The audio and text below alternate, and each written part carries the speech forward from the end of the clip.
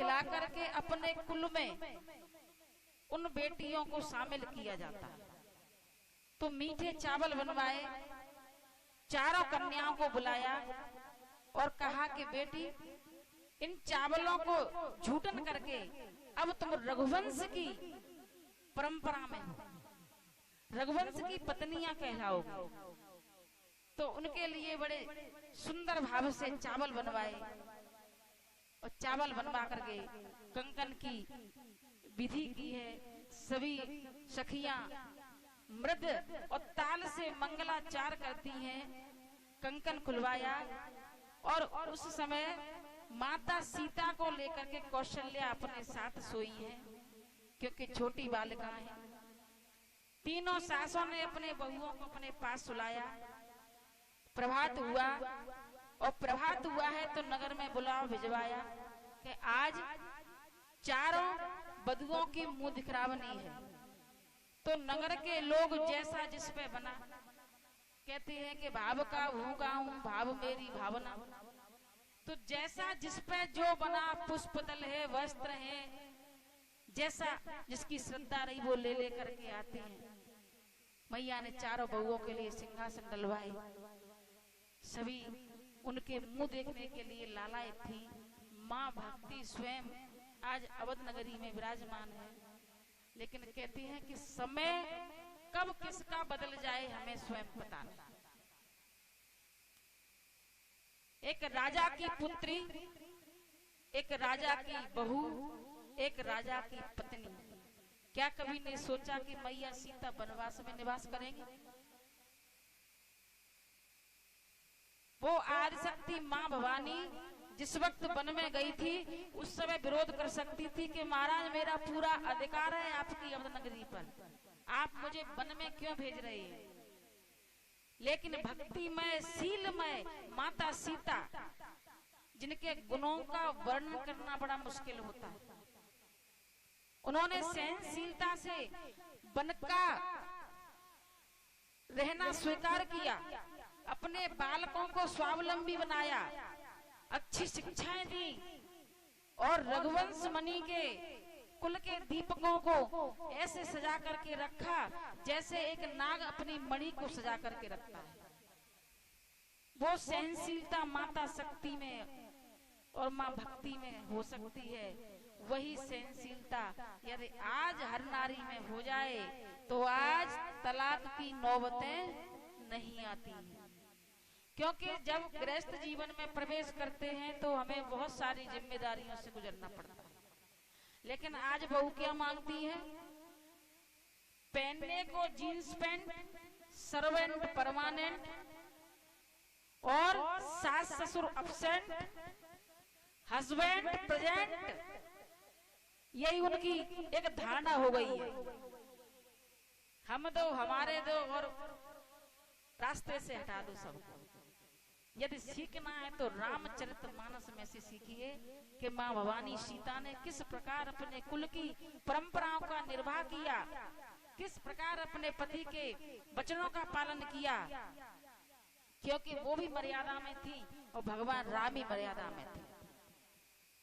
मैया सीता का तो एक प्रमाणिक चरित्र है कि एक नगर में जानकी जी की बहुत बड़ी भक्त थी। सावन का महीना आया, उसके बालक ने कहा मैया मेरे कोई बहन नहीं है। उन्होंने कहा बेटा तुम्हारे बहन तो नहीं है, लेकिन ये जो जानकी जी है ना वही तुम्हारी बहन है। बोले ये कहाँ मिलेंगी? कि अयोध्या में मिलेंगी और बहुत बड़े राजघराने में है। अब उस बालक के मन में लालसा जागी, क्योंकि मैया अपने मन को समझाने के लिए कहती हैं। लेकिन उस बालक ने सोचा कि सचमुच में ही मेरी कोई बहन होगी और कहा कि मैया मैं अपनी बहन के यहाँ राखी बंधवाने जाऊंगा। मैया ने मन में विचार किया कि ये राखी कहाँ कैसे बंधवाएगा? माँ जानकी तो अवध में है। उसने विचार किया कि मांगने से तो कुछ भी प्राप्त हो जाता है। माता रात्रि काल में सो गई। मैया की फटी हुई साड़ी बगल में दबा करके वो अवध की तरफ चलने लगा। अवध की सीमा में जब पहुंचा तो द्वारपालों ने उसे अंदर नहीं आने दिया। बोला, भैया आप कौन है?